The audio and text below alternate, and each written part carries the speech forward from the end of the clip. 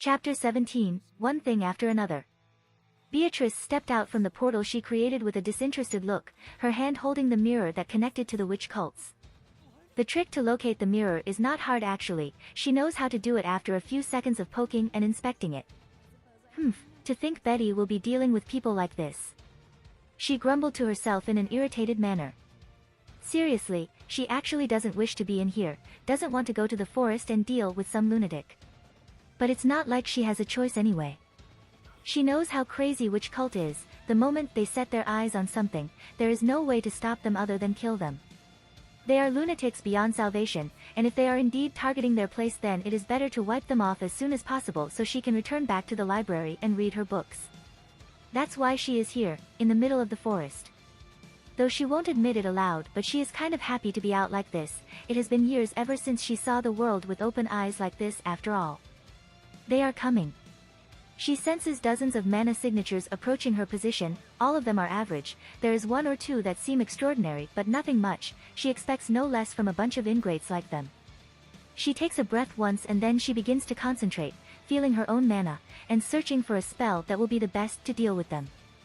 Through 100 and countless spells she found two that will be enough to finish these lunatics. Now all she needs to do is wait for them to get close. She slipped to one of the trees, using the big figure of the plant to hide her small feature, her eyes staring in the direction where the cultists would come. 75 meters. Nothing visibly changed from the scenery that she currently sees, the forest and everything still quiet. 50 meters. Flocks of birds flew in her direction, indicating something just irked them and caused them to fly. 25 meters. She saw some silhouette from far, the bush around that direction started to shake, and a sound of stepping reached her ears. Now! She takes one step forward toward the cultist that rushing in her direction, mana started to hum from her petite figure. You are Shamak.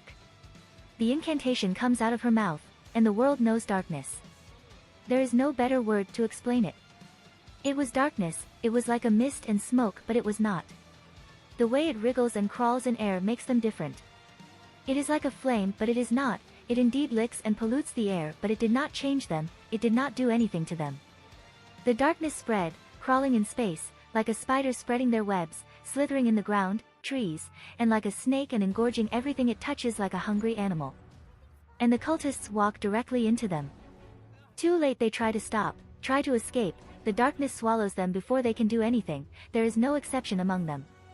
Those who saw it coming from far stopped, they tried to pull back but the darkness came for them, too fast and they too met a fate that was similar to their colleague. And the moment the darkness eats them, they feel nothing. Nothing. They literally feel nothing. Their sense of touch is gone, they no longer can feel the ground where they stood. Their sense of smell is gone, they can't smell anything, not even their own breath. Their sense of hearing is gone, the sound of branches of trees that are shaken by the wind is no longer there, they can't even hear their own voice. Their sense of vision is gone, absolute darkness is the only thing that they see, shrouding their very eyes like a thick blanket. Their sense of taste is gone, they can't feel their tongue, it is as if they were born without one, they can't even taste the saliva on their own lips. Such is the power of shadow, of the darkness, of the element that could bend space to their whim with proper mastery. She can sense the cultists started to cast spells, young magic, they all cast light and try to repel the darkness that cripples them from their senses. It did not work. Their spells did come out, making a result, but just when they did the darkness came back and swallowed them as soon as they managed to cast the spells and they felt nothing once more. And in the darkness, Beatrix placed her palm on the shadowed ground beneath her. Elminia. Mana, energy of magic, a breath of nature, they all come to life, they all begin to morph, taking a shape into stakes from the darkness, each of them at the size of an adult body, countless their numbers. They are all hovering and floating among the dark, then light radiates from them, flames come to life but their color is purple instead of orange. Each of them aimed at the defenseless and crippled cultist, the flame that covered them seemed glowing with anticipation. Beatrix waved her hand once. And they died. The stakes rained down like the wrath of gods, the moment they were a few feet away from their target they all exploded, each of them shattering into smaller stakes, they all sputtering smaller versions of themselves and flying in all directions. They were all ripping and tearing their target apart, bodies lobbed like they were dummy dolls, their blood and scream went unheard and unseen in the darkness as they died one by one. And the stakes keep raining, showing no mercy to their target. Only 10 seconds and it was over. The darkness receded, they all sucked, absorbed as if there was a hole in the reality. They all returned to their creator who now stood in the forest. A destroyed and ruined forest. And scattered around it are the dead bodies of the cultists. Blood and crimson liquid splattered over them, stakes and countless shards of projectiles latched to their corpses. Beatrix tilted her head, her butterfly's pupil observing the dead bodies that surrounded her impassively, then her eyes crinkled in disgust. Maybe she should use cleaner spells. Well, it doesn't matter, things already happened, might as well burn all of them now. There really are a lot of them, eh? Puck commented as he closed his eyes and seemed in deep thought. How is it, Puck? Amelia asked her surrogate father. They are all hiding, probably inside the cave that they built, few of them guarding the entrance through the forest. I can sense them. Puck answered. I already pinpoint their location, if we move fast, we can strike them down without alerting the inside, the timing needs to be right though. Amelia was only silent at that, her eyes briefly wandering to where Puck was pointing, uncertainty filling them. The cat's spirit sensed her feelings through their bond and inwardly sighed. This is why he didn't tell her about the witch cult. They are crazy people, lunatics, a bunch of cretins that can't be reasoned with, the only solution when meeting them is to kill them. And Leah is not comfortable with killing. Oh sure, she can freeze someone from the bottom to top, but they are all actually still alive. Amelia can choose to kill them or not, but Puck knows well enough she won't kill them. His daughter is too kind. And normally if she doesn't want to he won't push her. But this is the witch cult they are dealing with. Leah, I know I did not tell you much about the witch cult, but trust me, if they become extinct tomorrow or in the next hour, everyone, the whole world, they all will celebrate. Puck said with a sigh. That was how bad the witch cult is. If there is something that must be killed, it is them. They are the worst of the worst. Killing them will do the world good, that was what he was trying to imply. And Leah is not stupid, for all her lack of experience with the world, his daughter is still a smart person, quite smart as matter of fact. She covered many topics that needed to be known for royal candidate in a short time, and she did all of them marvelously. So it is not surprising that she caught what he meant. Especially if they manage to escape and reach the village. She takes one deep breath, her eyes closed, face showing a tight expression. Then she reopened her eyes, violet orbs met blues, followed by a nod of determination. Let's do this, she declared. Puck smiled in response. Sure. His daughter is strong. She is always so kind and caring to others, but at the same time there is steel in there is power in her gentle personality. It was rare for that power to come. Amelia is someone who doesn't like to use it after all. But ever since Aaron came into her life, she started to use that power more often. She became braver, thinking bigger, learning faster, and seeing wider. All of them are close to invisible, the progress itself is slow, but it was there, and it keeps growing. Puck doesn't know whether it is a bad or good thing for Leah. He knew despite how she looks that his daughter is still young, very young, she is only mature in the body, literally, but her mentality is. On one hand, this is actually good, this growth, Leah turned into someone who can stand on her own, she won't be taken advantage of by others so easily. But on another hand, this growth is strange. There is something that is amiss. Perhaps it is related to how she always looks at Aaron with a look of admiration and respect. It wasn't love. Puck is not in denial or what, he would recognize it if she was in love or having a crush on him, but... Ready, Puck? Anytime. He can think about that later, right now he has trash to dispose of. And if Leah falls in love with that guy, Puck is really going to have a chat with him. With thousands of icicles pointed at him, of course. I see one of them, Amelia whispered. Puck, where the other? Around 15 meters away from him, there. He pointed to the location. Amelia made a calculation in her mind and found the distance is quite far, if she strikes fast and clean then. Puck. I know, leave it to me. Spirits in a sense can be said as a weapon for their contractor, a staff to help some magician cast their spell, but unlike items, spirits are alive, they are sentient, self-aware, and can use their own power without needing the contractor. Right now Amelia uses him as a conductor, calling upon his power and using them. The silver-haired girl extended one of her palms, then she concentrated, creating a pack of ice. she molds them, shapes them, where it is only a lump now it slowly changes into some kind of spear. A long and very sharp spear. The half-elf peered over from where she was hiding, her eyes searching for her target. "Where are they?" she whispered. "Behind that bush." Puck answered while pointing his paw. "Just throw it at them and when it hits, I will do the rest." And Amelia did it without hesitation. The spear of ice went through the bush and there were sounds of flesh being pierced, indicating the attack just hit its target, and in an instant Puck worked his magic. The spear bloomed like a flower, literally. Judging by the sound of something wet just splattered everywhere.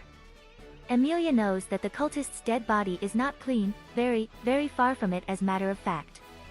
A very unpleasant sensation grew in her stomach the moment she caught sight of a crimson pool that seeped out from the bush.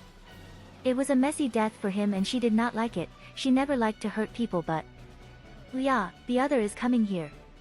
But right now is not the time. Amelia steeling herself, she silently prays for the dead cultist and prepares another spear of ice, this time she makes more just in case the target dodges the first one. Now! At Puck's signal Amelia launches all the spears in the direction where the cultist would come, all of them soar under her command. She avoids hitting any trees to not make any sounds and only strikes bushes at least. "Done," Puck said. "We got them." Amelia nodded, she did not see the target actually thanks to the bush and the forest, but Puck did. He can sense the cultist's mana easily and can tell if they got them or not. She feels glad for that, she doesn't want to see the body after all. The rest of them are in the cave, all of them gather in there, this will be easy. And it did, it really did.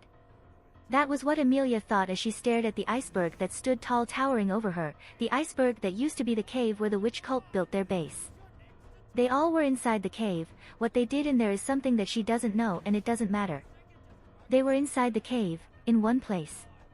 In a place where they only could go in and out using one path, and said the place was actually limited and not that big. To respond, she and Puck create a pillar of ice that fits with the cave entrance size and shove it to them, and after that, she freezes them all, along with the entire cave. Simple as that. In reality, it wasn't that simple, most water and fire mages will be crying in blood if they see the result of Puck's attack and have it labeled as simple. Seriously, he doesn't know just how complicated and absurd a thing he just did. A proof and testimony of just how powerful Puck is despite his cute and unthreatening appearance in his current form. "We're done here," Puck stated. "I must say it really goes pretty well." He chuckled as he rested on top of her head.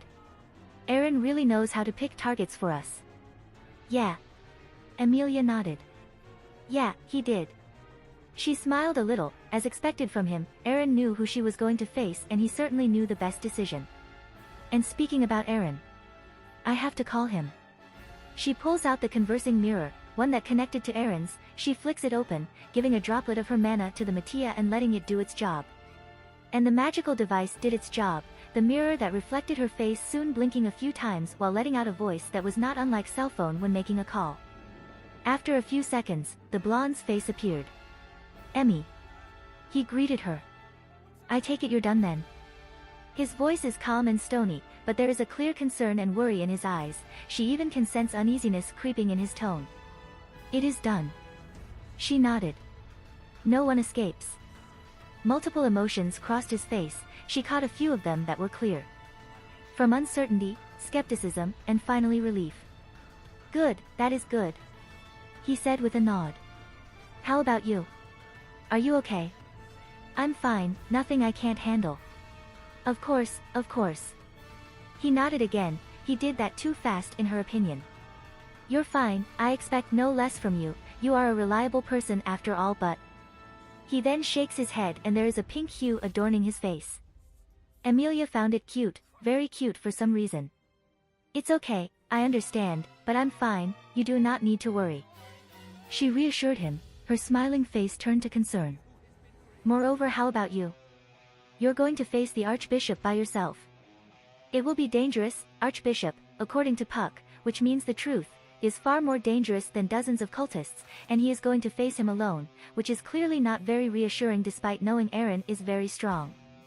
"I will live, trust me, I have a plan, you can go back to the village if you want." "No, I will come to your place," she replied firmly. I'm not going to let you face someone that dangerous alone. He frowned, obviously disliking her answer. Well, too bad for him, she won't be stopped. She will go to his place and help him. Very well, I won't stop you, but know that I'm going to strike right now, since I'm sure it will be suspicious if he gets no contact from his outside group, and it will make him frantic and lashing out at anyone. He explained. It was her turn to frown. She doesn't like it he is going alone like that, but at the same time knows his reason is solid. By the time you arrive, things are probably already done. He continued. But if it is not, then I want you to not jump on the fight immediately. He added the last word when she opened her mouth to protest. Observe our battle. I don't want you to jump without knowing our enemy's strength and the situation. After you get proper hold, then you come in, understand? Well, she can deal with that. It wasn't unreasonable after all. Fine. Good, then I will go now. Be careful, Aaron. You know me, Emmy, I won't do something stupid, at least not if it is not necessary. He chuckled. See you later. See you later. The communication cut off and the mirror reflected herself once more. The half-elf stared at her own face for a moment before she closed it and bit her bottom lip. She shouldn't be worried, Aaron can handle himself, he is strong. Puck has acknowledged it, and coming from him it clearly means something, but... Let's go, Puck. She said as she started to walk. We have to help Aaron. How she wishes Beatrix is here with her. She can teleport her close to Aaron, but the librarian was busy with Rem. They are currently exterminating another base after all. Still, despite her worry, she can't help but feel something warm growing inside her when he says he expects no less from her. It tends to happen a lot lately, something strange clearly going on with her, but she has checked on herself and she did not find anything unusual. Maybe she should contact some healer. The image of Aaron's face with a pink hue in his cheeks while avoiding her gaze flashed across her mind. Nah. From where he was hovering, Puck narrowed his blue eyes at his daughter. He clenched his fingers, curling them into a fist. He felt the metallic gauntlet that covered his limb let out a small groan from the pressure of his strength. He closes his eyes, straightening his back. He takes a deep breath before letting it out slowly through his mouth. After that, he snapped his eyes back to open. Determination and grim preparation shone through there. It is time. He takes a step forward and starts to walk boldly, passing through the bush. Beatrix has teleported each of them close to their target. However, he is an exception. He asked to be teleported quite far. Since he practically radiates mana like sunlight, then it will be wise to not get close to them. Betelgeuse, if he recalls, is possessing some kind of sensory ability. Limited it is, but it is still dangerous.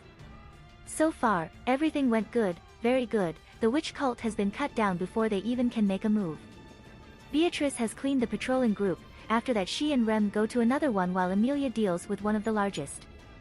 Seriously, using a cave. That was a good one, but in the face of Puck. That was plain stupid and can be taken advantage of. Just shove an ice pillar big enough there, let Puck do his job, and they will all be dead.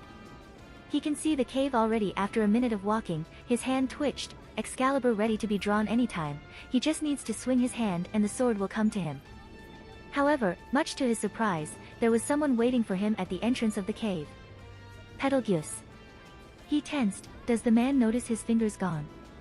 No, he did not. If he recalls, Betelgeuse becomes suspicious of Subaru because his mirror that was supposedly only possessed by his subordinate activated so. He was convinced when he saw Betelgeuse having his usual manic grin instead of looking confused or troubled. Why is he here? Damn. He was hoping that the Archbishop stayed inside the cave so he could blow the cave down using strike air and bury all of them, thus ending it fast, but... Welcome back. My brother. Welcome back. The madman greeted while spreading his arms open and approaching him. Sloth. Aaron replied in a dull voice and nodded in acknowledgement. I see you are waiting for me. Of course I know you are coming from far away. The scent of mana and power you radiate simply enough to alert me.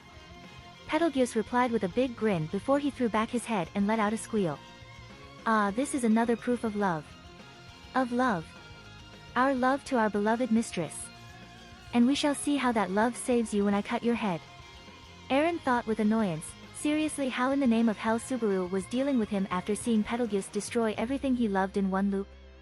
Even if the Archbishop right now has done nothing to him, not yet at least, he still annoys the hell out of him. How about the merchant? He asked. Surely there might be a problem if the village decides to resupply and they catch something suspicious. You don't need to worry about that. Betelgeuse grinned at him. I already ensure the village won't get their supply for the next few days, enough until the day of the ordeal comes. Aaron nodded. He had his suspicion that there was a spy on the merchant that was responsible for the item supply, just like in canon, and this proved him right. Who's the person in charge? I need something for my own plan. Betelgeuse tilted his head at 90 degrees and stared at him, his grinning face gone, and turned to poker. It made Aaron tense for a moment, but his worry was gone when the madman grin returned. Ketty, you just need to find a man named Ketty. I can contact him if you want. What do you need, by the way? A particular item to build a shrine for our goddess. Oh. A shrine. A shrine. Betelgeuse let out a gasp. You're very diligent. Diligent. The green-haired man grasped his own head and let out a howl. How could such a thing never cross my mind? A shrine. A shrine for our goddess. How slothful. How slothful. I should be punished. Punished. Punished.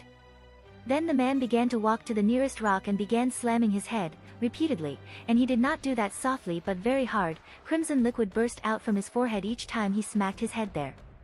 Aaron's stoic face broke into a pleasant smile. Unlike Subaru, he has no intention to stop the man. Let him kill himself, it will make his job easier. He watched the man, punishing himself for a full minute. Right now the blood from his head was already enough to create a small pool beneath him. How he was still conscious is unknown even to him. Must be a regenerative power, he probably has some kind of it. As much as he wishes to see the man kill himself, he has some questions to be asked.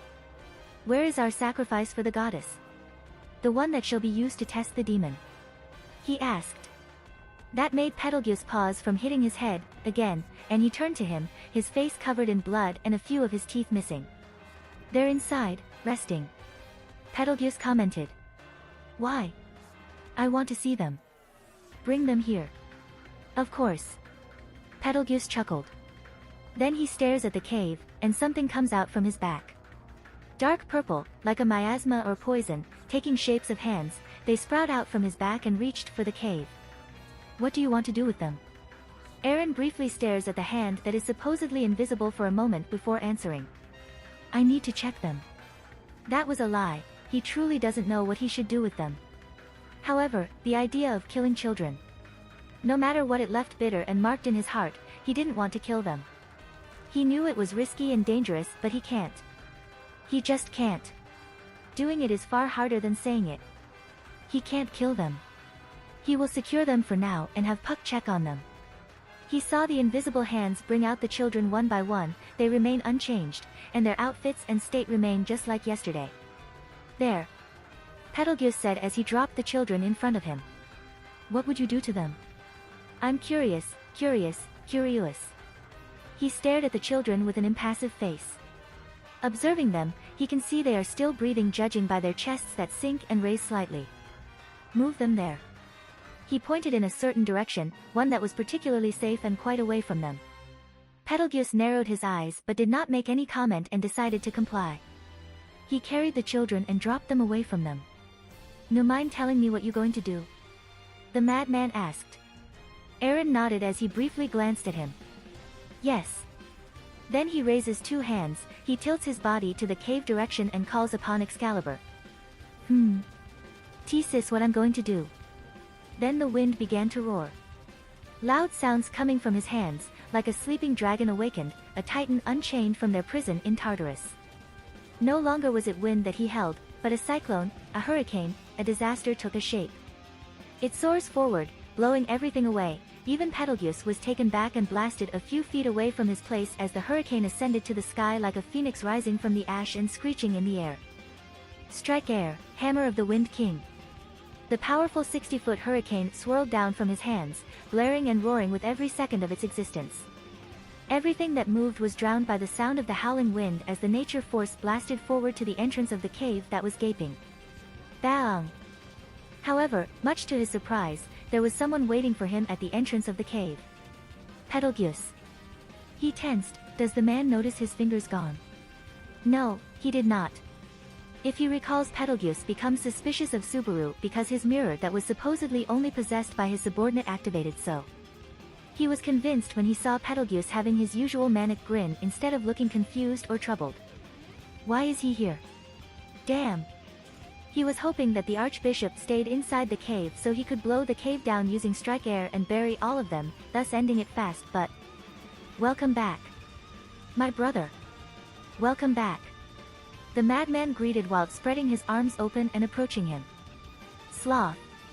Aaron replied in a dull voice and nodded in acknowledgement. I see you are waiting for me. Of course I know you are coming from far away. The scent of mana and power you radiate simply enough to alert me. Betelgeuse replied with a big grin before he threw back his head and let out a squeal. Ah, this is another proof of love. Of love. Our love to our beloved mistress. And we shall see how that love saves you when I cut your head.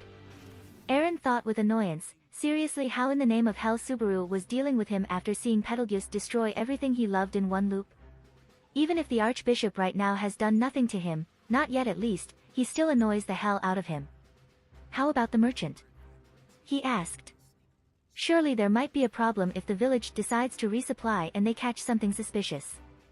You don't need to worry about that. Betelgeuse grinned at him. I already ensure the village won't get their supply for the next few days, enough until the day of the ordeal comes. Aaron nodded. He had his suspicion that there was a spy on the merchant that was responsible for the item supply, just like in canon, and this proved him right. Who's the person in charge?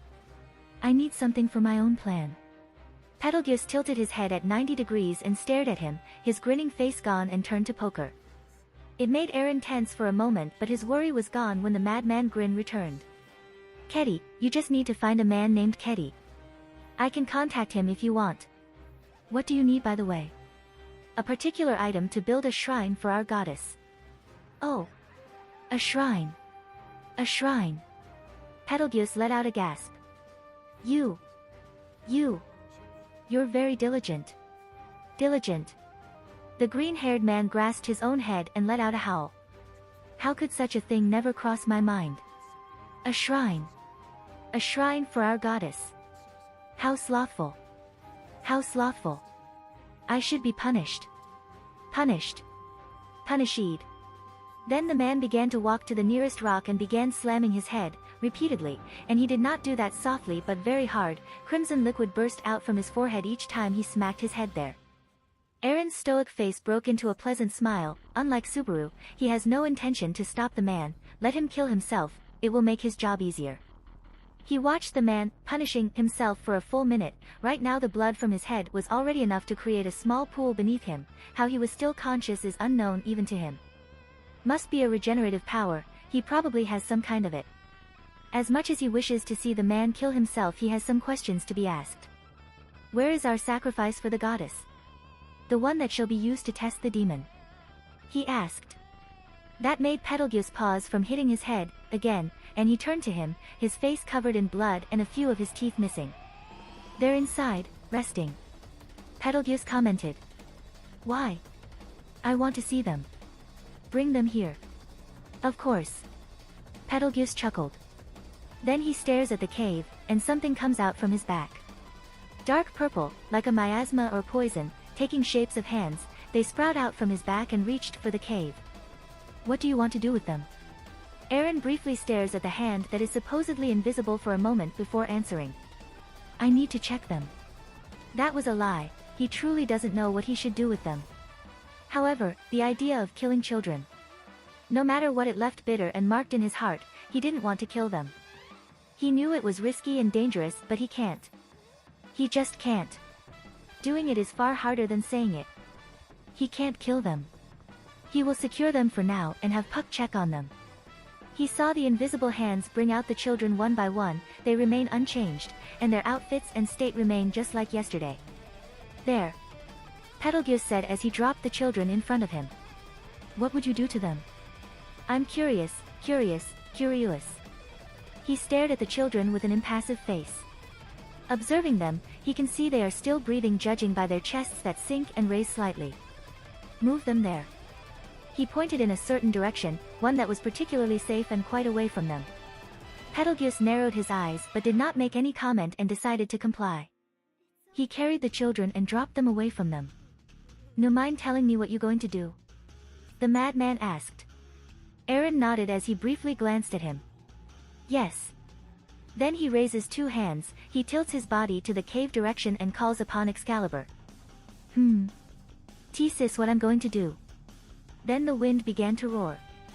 Loud sounds coming from his hands, like a sleeping dragon awakened, a titan unchained from their prison in Tartarus. No longer was it wind that he held, but a cyclone, a hurricane, a disaster took a shape. It soars forward, blowing everything away. Even Betelgeuse was taken back and blasted a few feet away from his place as the hurricane ascended to the sky like a phoenix rising from the ash and screeching in the air. "Strike air, hammer of the Wind King." The powerful 60-foot hurricane swirled down from his hands, blaring and roaring with every second of its existence. Everything that moved was drowned by the sound of the howling wind as the nature force blasted forward to the entrance of the cave that was gaping. Bang! A very deafening sound was born the moment the hurricane crashed against the stone structure. They were there for a moment, clashing and trying to hold themselves against the invisible force that was crashing against them, trying to hold their ground against the rampaging wind. They fail. Not even 5 seconds, less than that, the stone of the cave gave in, the power of the hurricane overwhelming their structure, and they gave up. They crumbled before the might of the noble phantasm like paper soaked beneath a waterfall. And burying every single cultist that resides inside it. Eren can't help but smirk at the sight. Twice he has used strike air and the power it shows still has yet to bore him. He turned to Betelgeuse and felt his smirk widen at the sight of the man gaping and shaking while staring at the destroyed cave with very wide and disbelieving eyes. That's... You. The man slowly tilts his head to Eren, teeth trembling and pupils dilating. He seems lost for words and doesn't know what to say. Electrical energy burst out from Eren's back and he turned to a flash of light for a moment. Excalibur drew and he wasted no time rushing at Betelgeuse with a speed that matched a sound. But Betelgeuse saw it coming. Insane and deranged he is, but he is not stupid. The moment he feels Eren's energy explode, he calls upon his hands. Dozens of them come from his back and launch at Eren with a rushing speed. However, he was too late. Eren was fast, too fast. He was already halfway to him and his hands were not fast enough to touch him. There was no avoiding his attack. But deflecting it is not impossible. Instead of attacking Eren, the hands curled around him in a protective manner, dozens of them immediately covering him, making an invisible sphere that would easily block even middle-tier spells. But it is not enough. Excalibur easily cuts through hands that protect the Archbishop, despite them all being thick and powerful enough to crush man into a pulp, but they all go down like branches meeting chainsaw in the face of the holy sword. Fortunately for the insane man, the thickness of his hands is enough to give momentary respite for him, allowing him to move when he realizes his authority is incapable of protecting him. The attack, instead of slicing Betelgeuse into two, the attack went aside and cleaved down his left arm, tearing it apart completely from his body. This did not stop Eren. The moment his sword missed its target he swung it once again. However, it seems the small delay gave enough time for Betelgeuse to jump back and avoid him, while at the same time the invisible hands lunged forward with clear intention to crush him. This forced Eren to stop and not chase the Archbishop. Clicking his tongue in distaste, he jumped back just in time to avoid countless invisible hands that were pummeling the ground and turning it into a clean 2 meters size crater. You can see my authority. Betelgeuse croaked out. He appeared to be not bothered by his missing limb but troubled at what just occurred. Impossible. Impossible, impossible, impossible, impossible. He was all but freaked out. How could this be? My authority. My symbol of love. How could it be seen? He yelled in a raged voice. Why? Why? Why? Why? Why? You betray me, brother. I'm never on your side. Eren replied dully. Satella did not like you, she did not love you, she wanted you to die. Which pretty much is the truth. Satella will be more than happy to kill Betelgeuse as long as it means keeping him alive. Lie. Lie. Lie. Lie. Betelgeuse screamed. Dozens of hands lunged at Eren in an instant, all of them soaring forward with inhumane speed. The blonde merely moved from where he stood. Using faster speed, he made a zigzag pattern in his way as the hands rained down and destroyed everything they smashed into. 5 about to reach him, Eren quickly swings Excalibur and gives a push with his mana, sending waves of mana that instantly shreds the authority. The blonde wasted no time moving again as another wave of hands rained down upon him. He pivoted in his run, spinning on the ground, he delivered a clean downward strike and easily sent out a burst of mana that cut the hands that approached him, destroying them. Then he rushed forward, charging at the Archbishop.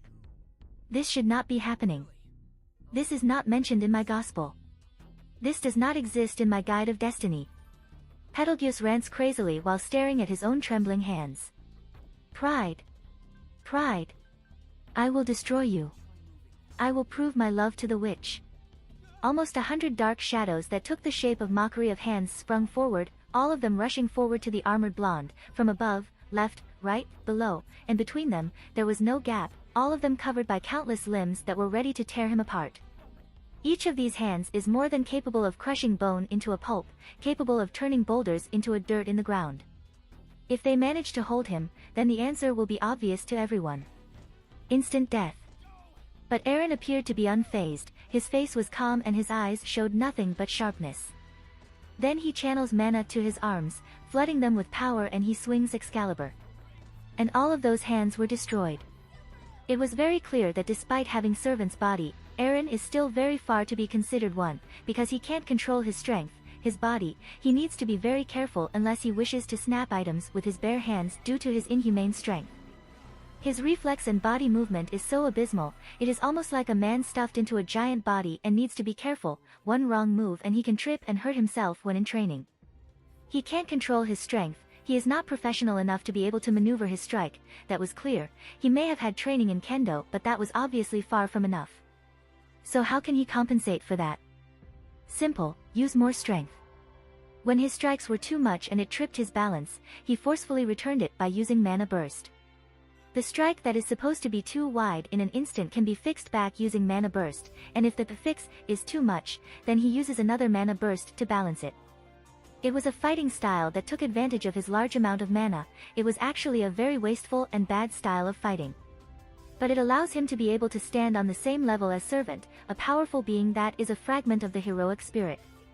And with instinct that inherited from Arthur Pendragon, Eren Wilson can be considered as a protege of the King of Night himself. Swoosh. Swoosh. Swoosh. Swoosh. 20 swings, 20 strikes, all of them flashed to existence in less than 2 seconds, all of the attacks were delivered clean and accurate, destroying dozens of unseen hands that were about to reach him. It was a feat that was inhumane, capable only to be accomplished by something that has reached the peak of humanity, surpassing a mortal feat, and that was exactly what he did. He is not a human after all. Impossible. Impossible. Impossible. How could this be? Betelgeuse screamed in frantic as every hand that he launched was destroyed.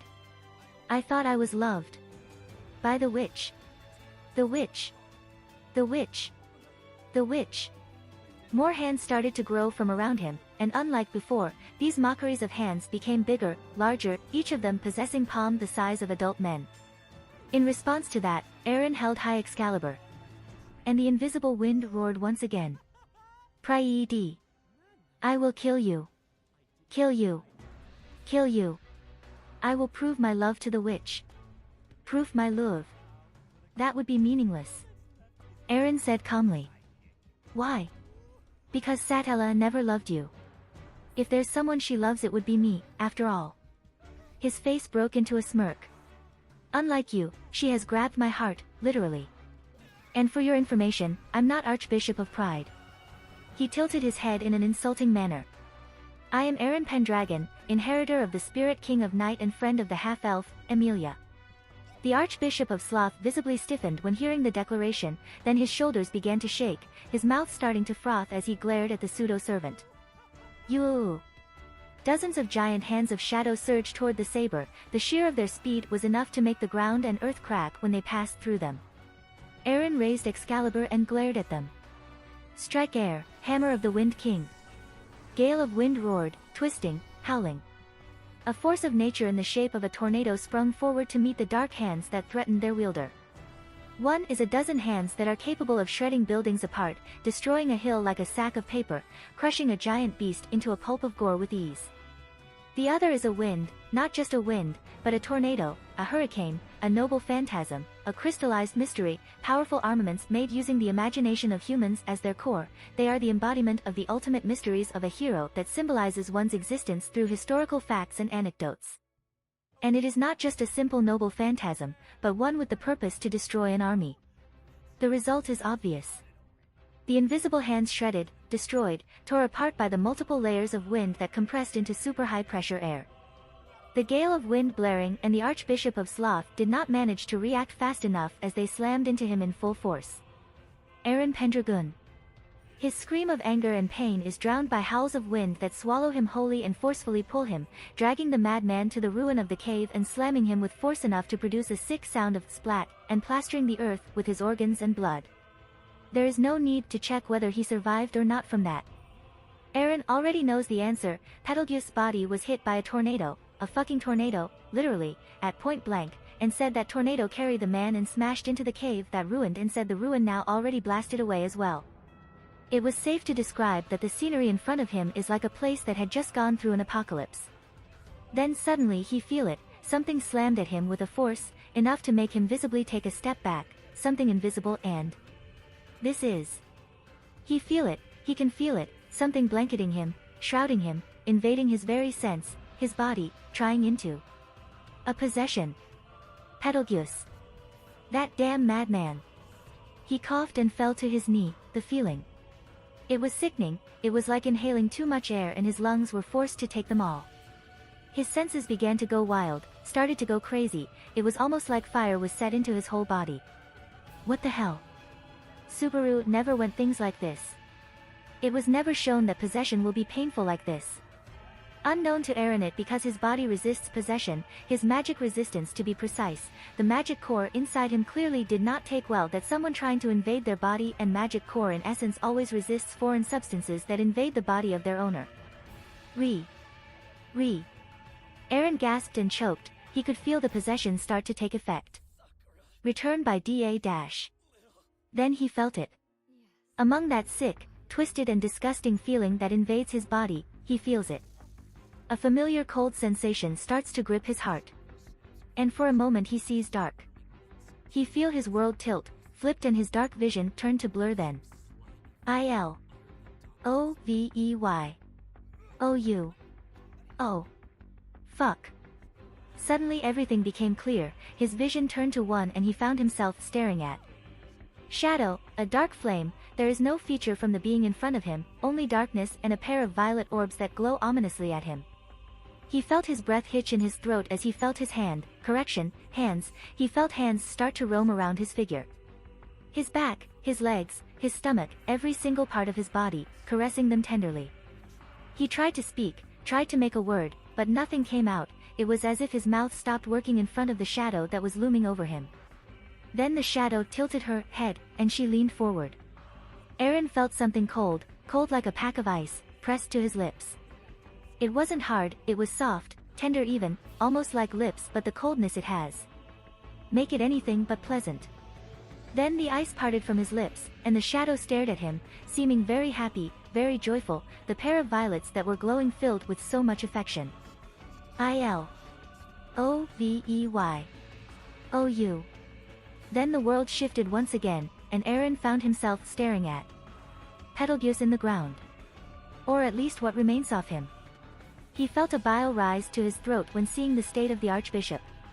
He had seen a dead body, seen grotesque things, not directly of course, more like through the movie and internet, but Betelgeuse's condition. Well, his body, it was as if some kind of giant hammer just dropped at him, crushed him, then had him thrown into some kind of blender. He was a pulp, a mess of blood and organs. The only thing that makes him recognizable that he was Betelgeuse is a few strands of green hair and a few fingers that are left intact. Well, fuck, that did this.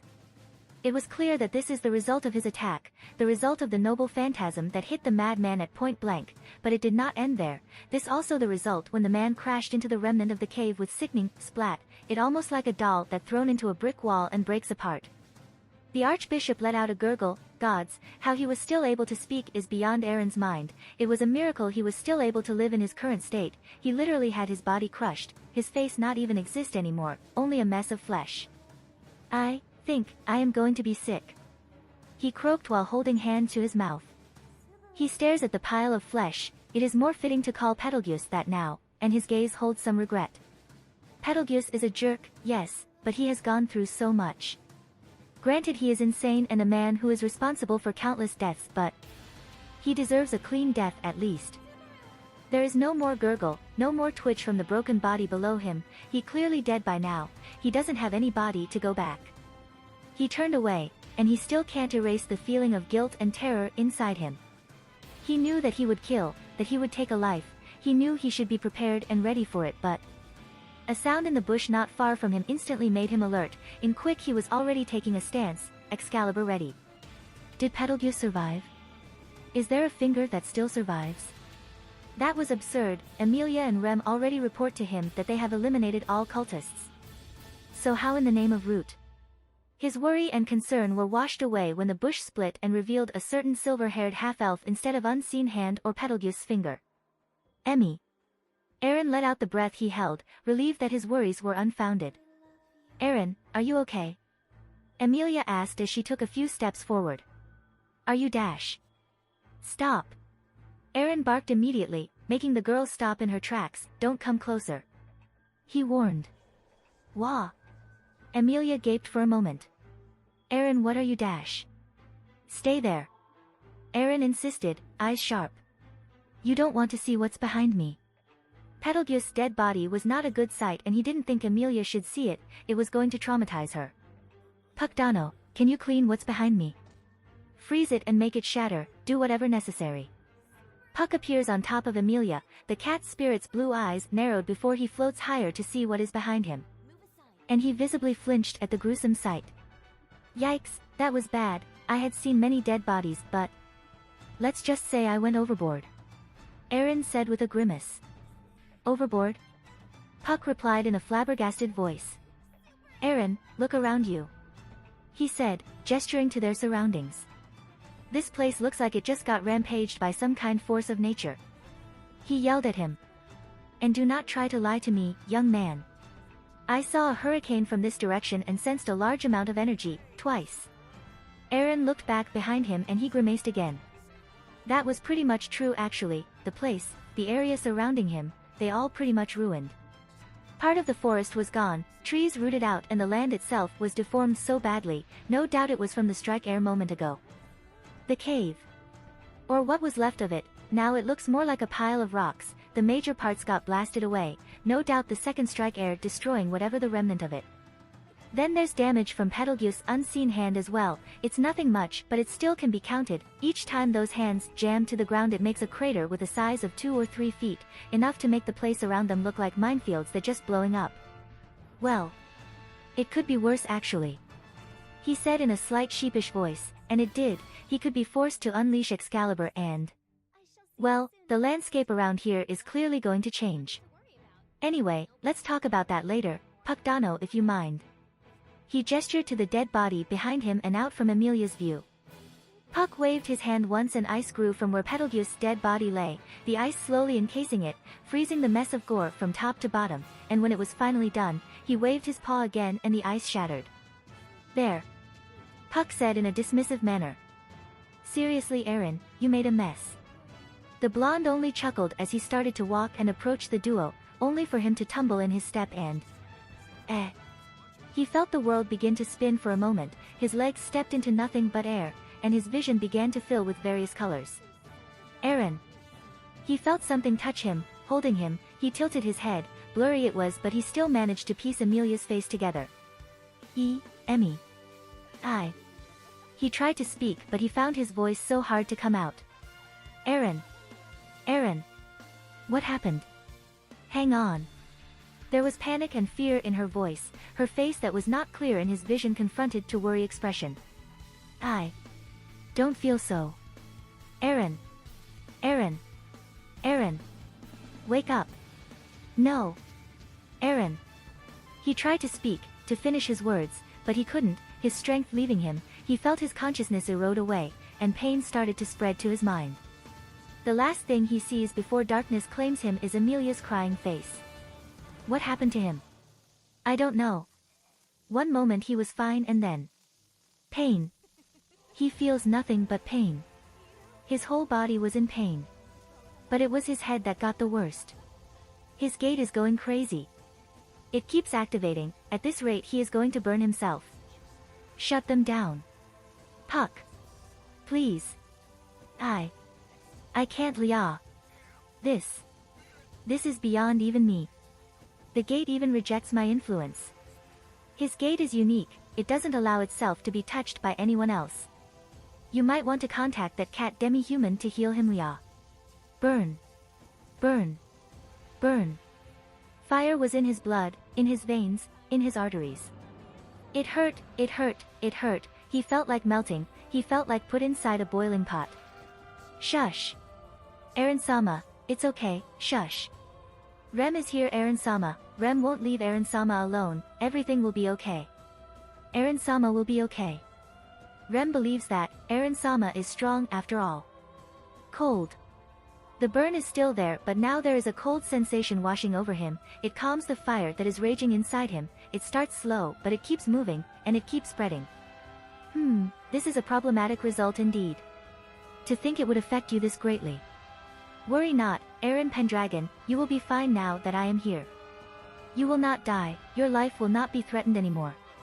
And he slowly started to feel better. Until we meet again, O Holy Sword Wielder, your trial has just begun. It has been 2 days ever since he collapsed after fighting against the Archbishop. There's nothing changed in that short amount of time, as usual, she always comes to visit him after she is done talking with the lesser spirits in the morning, just like when they spend their time together in the morning before he collapses. And just like always, she sits and silently watches him. She didn't know what actually happened to him. She has checked him, trying to cure him, even Puck and Beatrix already do a full body check on him. And neither she nor them can find anything wrong with him. No, that was a lie. They knew exactly what happened to him, but there is nothing they can do to fix them. There's something foreign. Something that unnatural according to Beatrice and Puck. Something that is not normal has tried to invade his body, trying to glue themselves inside him. And his gate worked to oppose that foreign substance immediately. And by oppose, she means violently thrashing around like a child flailing wildly when caught by a kidnapper. Eren's gate is unique, that was what Beatrice and Puck said. Perhaps it is because it has to do with his heritage, with him being a descendant of dragon, and so he has an uncommon gate. His gate apparently did not like it when something tried to invade his host body, and thus it lashed out violently. It started to activate in extreme measure, trying to burn out the substance that was glued to it. And because of that, it also burns Eren from inside, literally. His body temperature was 40 degrees Celsius yesterday, and it kept rising. Had she not cooled them down and sat straight on his side with help of Rem, there would be permanent damage to his brain right now. It could kill him. And the thought of losing Eren. It makes her heart filled with unbearable pain for some reason. She doesn't want to lose him, no, she doesn't want him to be taken away from her. He is strong and he is always there for her, supporting him. She is still not strong enough, she needs his support and... No. She shook her head firmly. She can't think of such things.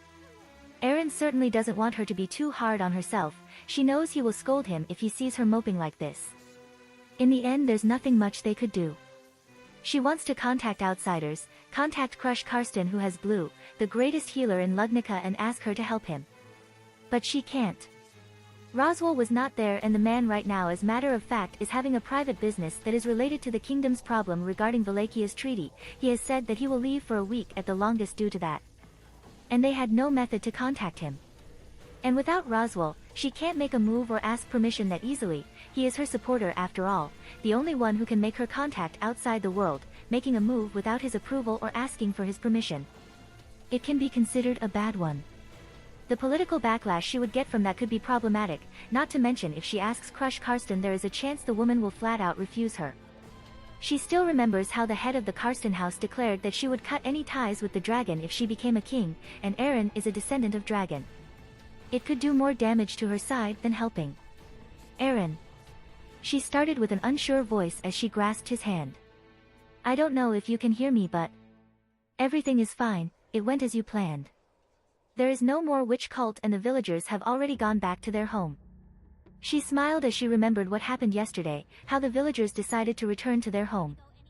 They held a small celebration there and it was fun, the children laughing, and we introduced ice cream to them. They all love it, you know. Love it was understanding in Amelia's opinion. The children particularly seemed to want to devour ice cream without stopping. The same thing can be said to a few adults. It was clear that they really liked the sweet treats so much. Just remembering the children and the villagers' smiling faces is enough to lighten her mood for a moment.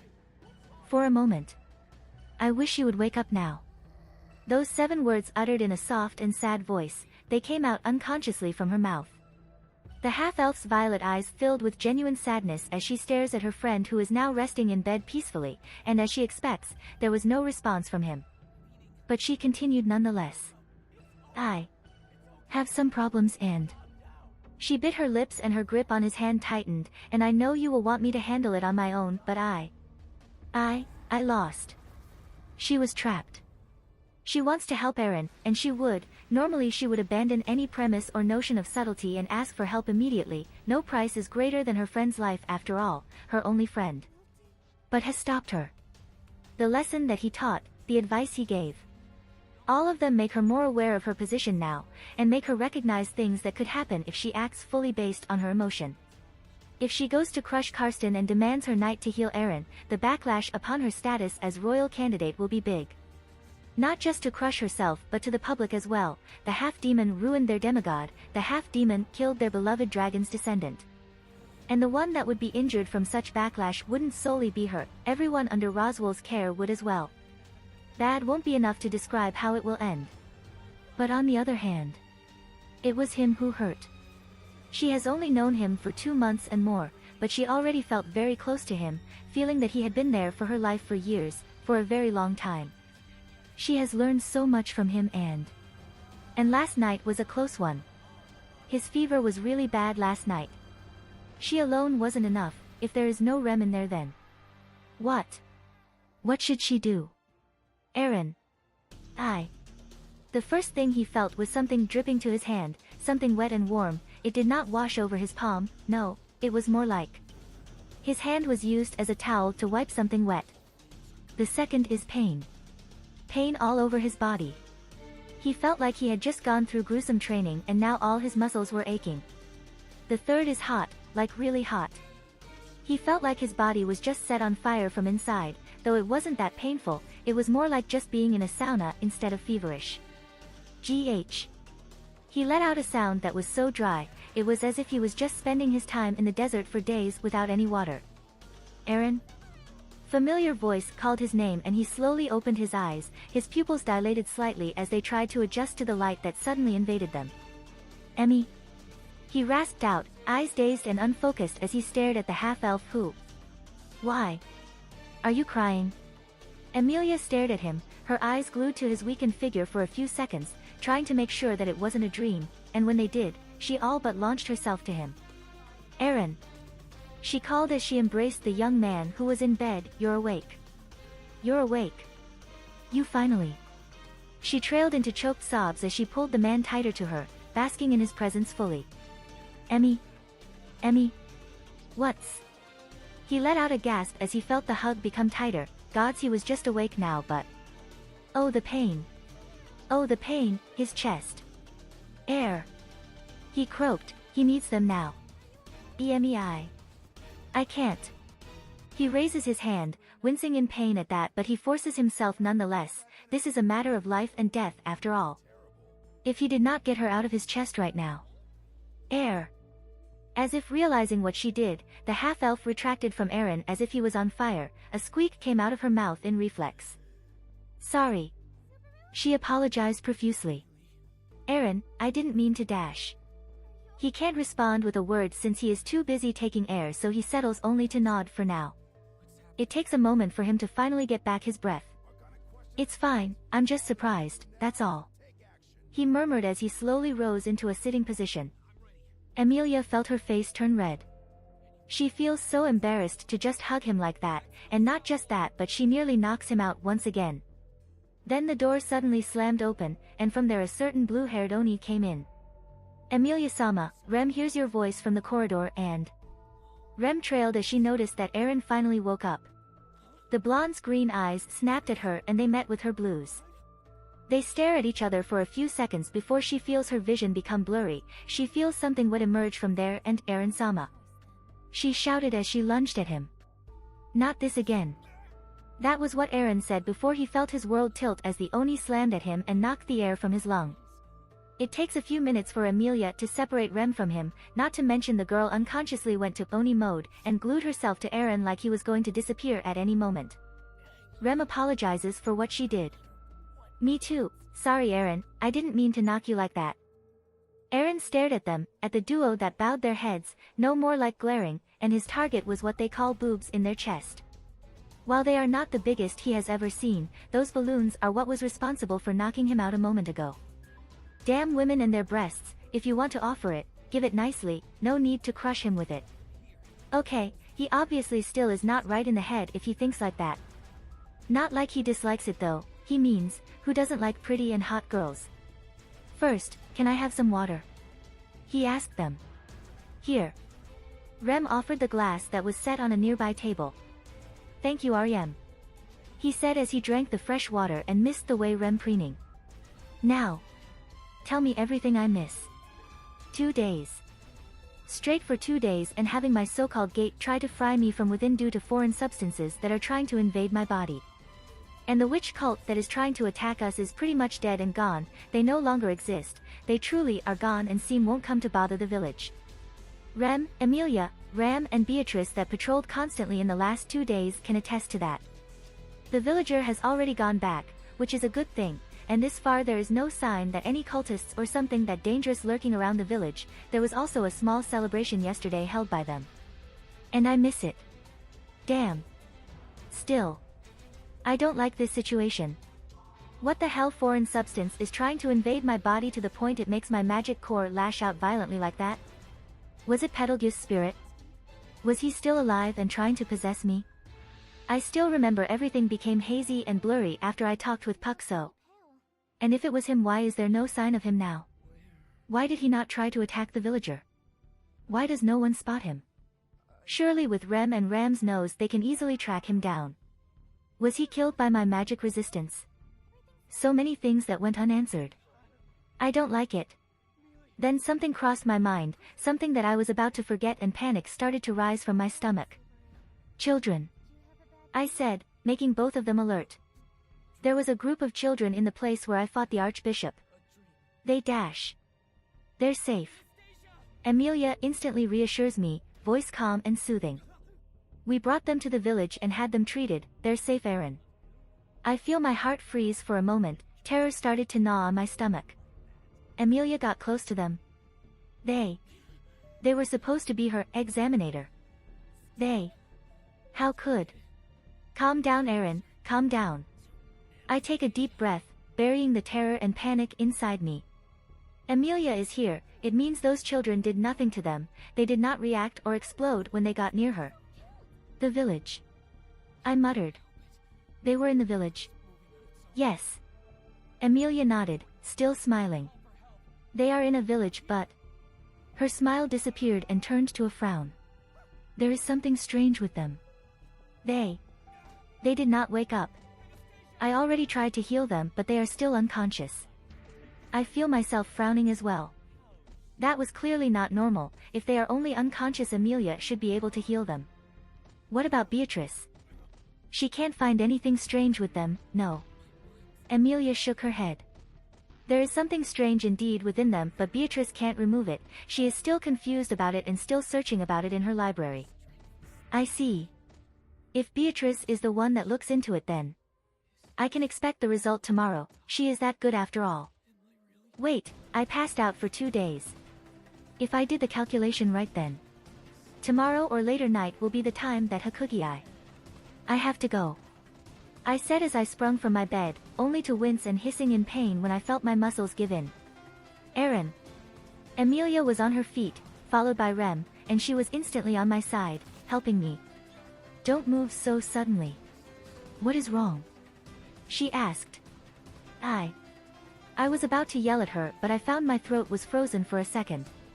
What should I say to her? Hakugi is lurking around the Flugels tree and it has to die. Yeah, try to tell her that in my condition, I sure as hell she's going to freeze me in bed just so I can rest. I could make a better lie, saying that the Archbishop mentioned Hakugiai, but I doubt I can do much in my condition now. No offense, but I'm really at my best now, even moving a bit already causes me to flinch in pain. If I fight Hakugiai in this condition, there is a big chance I would be killed. Damn it. Nothing. I rested back on my bed and closed my eyes. Nothing, it is not important. Just a wild thought, I am being paranoid. I admitted as I smiled at them. Obviously, she did not buy it, and neither did Rem judging by their faces. Aaron. Amelia started, her voice becoming serious. Are you hiding something bad for your health? Wah. No, there is nothing dash. Don't try to lie. Amelia yelled at me, cutting my words, her face showed she clearly was not in the mood. Aaron. Do you even care about your own health? If there's something you hide about it then tell us. Emmy, I'm fine, it was only dash. You almost die. I fell silent and clamped my mouth shut after that. Amelia's breath was ragged, her body trembling, her facial expression showed nothing but anger, her eyes though. I can see it. I can see the raw emotion behind them. I can see tears that threaten to come out from there. You almost die. She repeated, her voice dry and raspy. Aaron. You almost died last night and if you did then? Her words trailed into a choked sob, her face tilted down, her shoulders began to tremble, one hand raised to cover her mouth. Emmy. I called, my hand raised unconsciously and found her face. I make her look at me while wiping her tears. Hey, it's okay. It's okay, I'm here now, right? I'm here. I almost died. Aaron. I pull her into a hug, stopping her from saying anything further. Despite my heart also pounding like crazy and I feel a sick sensation growing in my chest, I hug her and try to remain strong. I almost died. It's okay, everything will be okay. The words of comfort that came out from my mouth sounded so smooth, so soothing, it was so genuine.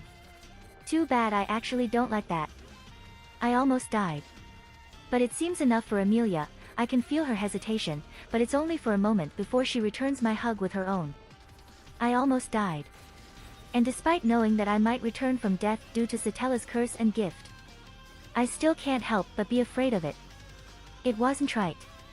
I shouldn't be afraid of it, but I am truly afraid to die. And I was close to death last night, burned by my own magic core, by myself. Now that was clearly something I don't wish to happen, that was a big no. I keep hugging her until she stops shaking, I don't know why I did that, perhaps I also seek comfort from her so I can erase the fear that gnawing in my stomach.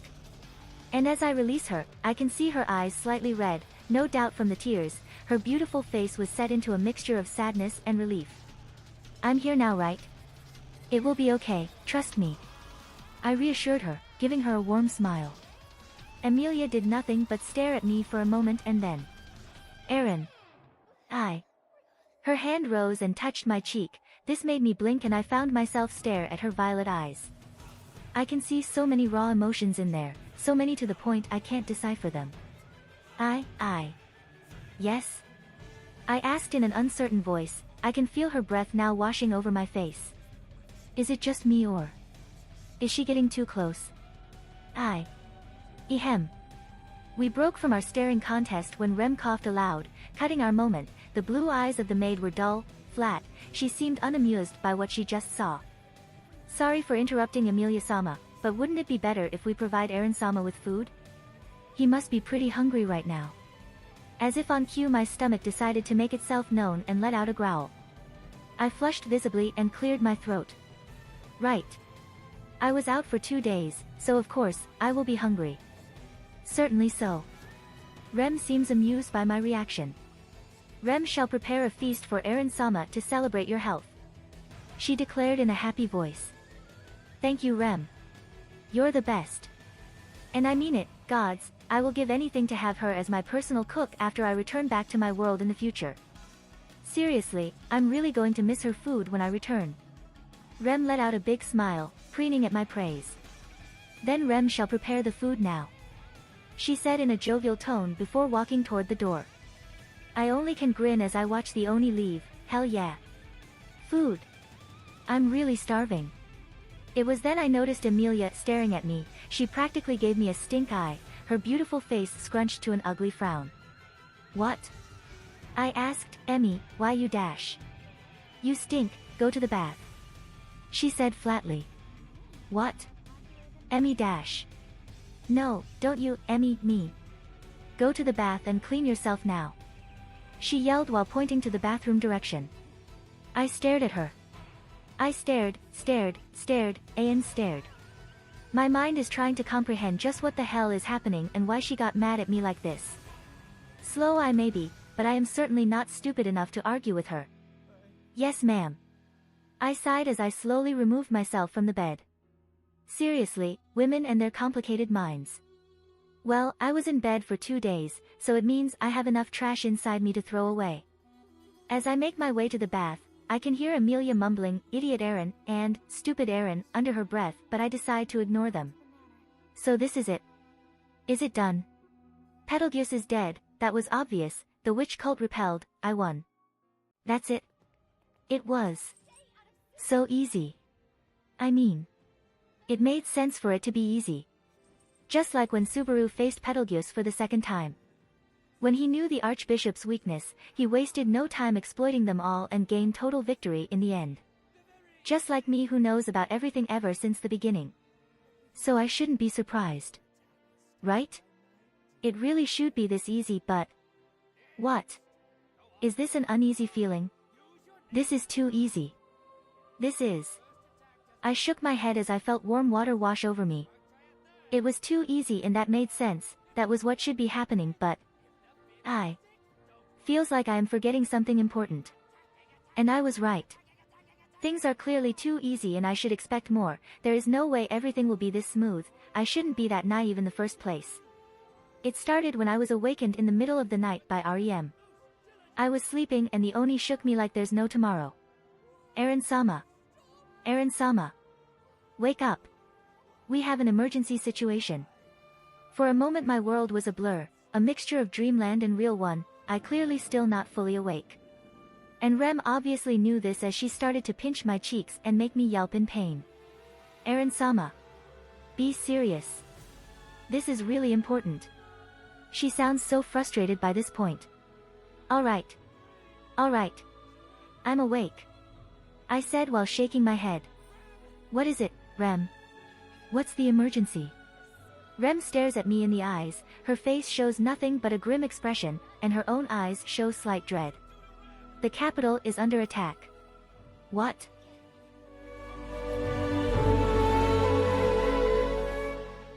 If you like this content, don't forget to like and subscribe. See you later, bye bye.